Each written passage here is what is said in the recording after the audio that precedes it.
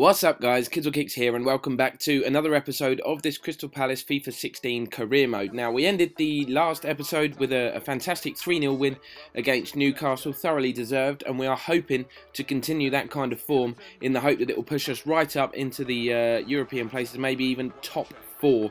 It sounds crazy to be thinking about that. Our initial target was to just come into a sort of a solid mid-table position and, you know, progress the team over time to become a European club. But the way things have gone this season, we've had a fantastic start.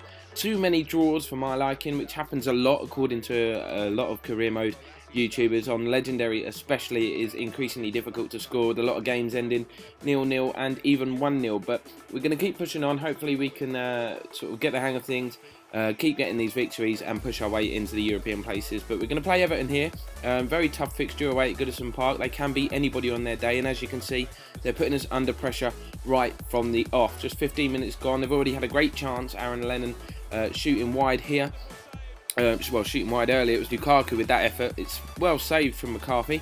Nothing came of the corner, but we feared the worst when Leighton Baines put the ball down. He's a bit of a set-piece specialist, but that was way off his usual standards. So we were relieved there. Don't want to be giving too many free kicks away against Everton in those kind of positions. But we had an attack of our own just after the half-hour mark. It's Wilfried Zaha getting down the wing, putting it wide. The ball's headed away, and it's a good volley from Daily Sinkgraven, which is heading into the bottom corner. No real power on it, and it was an easy save from the keeper. But as you can see, Balassi breaking down the left. He had his shirt pulled a little bit. It was a bit of a soft free kick, but it was awarded. We're in stoppage time at the end of the first half here. Balassi puts the ball in. It's the header from James MacArthur, of all people, was arrowing into that bottom corner. But again, it was a good save from the keeper. So half-time, Everton 0, Palace 0.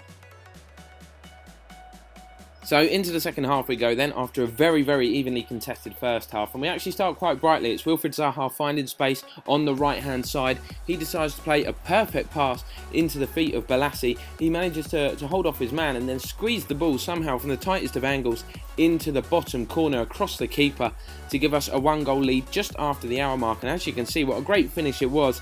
He just strikes across the ball enough to take it over the outstretched leg of the defender, away from the hand of the goalkeeper, but still enough to squeeze it inside the side netting. A quality finish from Balassi. He hasn't scored that many goals this season. In fact, I think that may be his first one. I'm not too sure. I'll have to have a look at the stats soon.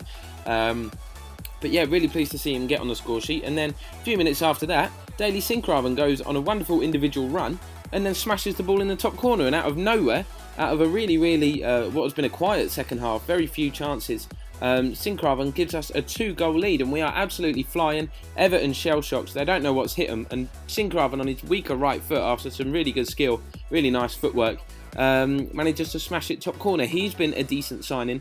His form is so inconsistent, but he has been a good signing overall, helped with the creativity. And then we make a double change. You've got Berahino and Kennedy coming on, and Berahino is away immediately after that, decides to square the ball to the other substitute, Kennedy, and it's 3-0. 3 goals in the space of about 10 minutes, and Everton literally have no idea what's hit them. It's a really good finish. Berahino, of course, still looking for his first goal. The ball just seems to not go in for him. Some strikers would have been selfish there and gone on and tried to finish it themselves, but he showed good awareness, and what a finish from Kennedy. First time, left-footed, away from curling away from the keeper the whole time, and goes into the bottom corner. And then it's time for Berahino to try and get on the score sheet himself. He breaks down the channel. It's Phil Jagielka with a superb covering tackle just as he was bearing down on goal. We thought that was going to be the moment for him, but again, that goal just evades him. But Everton finally put an attack together in the second half here. Eric Dyer blocks the cross from Barkley, so they get a corner. It's obviously far too late for them to get anything out of this game. A goal would be nothing more than the consolation, but the ball comes in from Morales. It's punched clear from McCarthy. Baines heads it back in, cleverly knocks it down to Gareth Barry, but we defend superbly. Kurt Zouma getting the final block in on the shot and then heading the ball away as it's knocked back into the area. But we hit Everton on the break here. Wilfried Zaha playing the ball back through. Chance for Berahino to bear down on goal again. It's a 1-on-1 with the keeper. Surely this time, no, he hits it straight at the goalkeeper, and still he doesn't have his first Crystal Palace goal. He's getting in all the right positions, which is nice to see. But the ball just will not go in for him, and neither for Aruna Kone at the other end deep into stoppage time. But that is how the game finished. Real end-to-end stuff. A crazy last half hour, really. But somehow we've managed to come away from Goodison Park with an excellent 3-0 win. So exactly the sort of result that we were looking for, and hopefully we can continue this good run of form. Now we've got another difficult task, a tricky fixture as we welcome Southampton, who are going great guns in real life under Ronald Koeman. Let's be fair, they've had some great results so far this season, most recently against Chelsea at Stamford Bridge. But here's our side then, it's pretty much unchanged. You've got Joe Ledley starting in the midfield, and Jason Punchin is going to start wide right. They're the only real changes to the usual side that we line up with. Zaha not having the best run of form. He's still playing well, he's still obviously a danger man, but you can see, looking at this Southampton side, they've got a lot of talent in there. Gaston Ramirez, Jay Rodriguez, Pella, obviously Victor Wanyama is very strong in that midfield, so it's going to be a difficult test. We look forward to it. And we start very brightly. You can see Yannick Blas, my phrase, I use that all the time, start very brightly. Got to think of something different to say, but Balassi tries to thread a ball through to Sinclair, and it was slightly overhit, so unfortunately he couldn't make it. Southampton then put a set piece into the box that we don't really deal with very well. The ball eventually falls to Classy, who has the shot which goes wide of the mark, fortunately for us. But just before half time, we have an effort from distance. This time it's Sinclair who has the effort on his stronger left foot, around about 30 yards out, no real danger.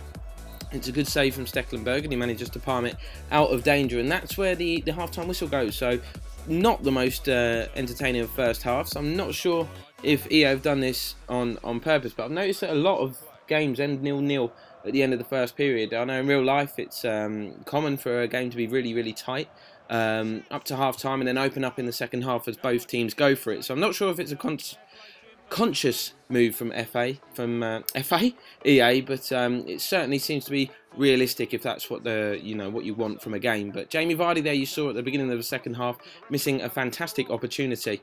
You'd expect him to score being on the run of form that he's on, but then Jay Rodriguez at the other end, it was a really good cross from Gaston Ramirez, almost undefendable. And Jay Rodriguez comes steaming into the back stick but couldn't divert it on target. Had he have done so, it would surely have been a goal. But we continue to attack. Jamie Vardy holding off the attention of the defender really well here. Having a shot, it's really well saved. Balassi picks up on the loose ball, tries to put it across goal, but Stekelenburg gathers up the danger. 18 minutes left now. We decide to make a couple of changes. It's Zaha coming on. Hopefully he can have an impact from the bench. And Dwight Gale as well. Not that the players coming off have done anything wrong. Just a case of fresh legs and a bit more pace injected into the game as we look to make that breakthrough. But it was Southampton that went on the offensive. You can see Mane is now on for them. Wanyama touches the ball into the path of Gaston Ramirez, smashes the post. Unfortunately, it falls to the skipper, Kabai. That could have been a really, really dangerous situation had that have bounced back out to a Saints player. But we're going to hit them on the break now. 7 minutes to go. Zaha coming off the bench to have an impact. Jamie Vardy is the man through on goal. Does everything right. It's a great save from Stekelenburg, and the rebound is kind of bundled wide. Cedric doing well, but Vardy does everything right. It's just a really good save from Stekelenburg, and unfortunately we couldn't divert the ball in. But we do move into stoppage time. Stekelenburg actually takes a chance with Vardy applying that pressure as he always does. The ball, Stekelenburg's clearance actually hits him. It could have gone anywhere, but fortunately for Southampton, it went wide of the mark and the game ended all square. But let's end the episode in the usual way with a look at the league table. We're still 5th, so still in the European places, going great guns, just a point off 4th place Manchester United. You've got Chelsea top, Everton 2nd and City in 3rd. Hot on our heels is Spurs and Arsenal, and Liverpool starting to creep up the table after a really, really poor start. So things are going well. We've just got to keep up, start turning some of those draws into wins. As you can see, we've had 7 draws, too many points dropped for my liking. Only the 2 defeats though, so that is a positive, and we've got a very, very good goal difference thanks to our goals against, just 7 goals conceded. But that's where we're going to end this one, guys. Follow me on social media, links are in the description, and I'll see you again in the next episode.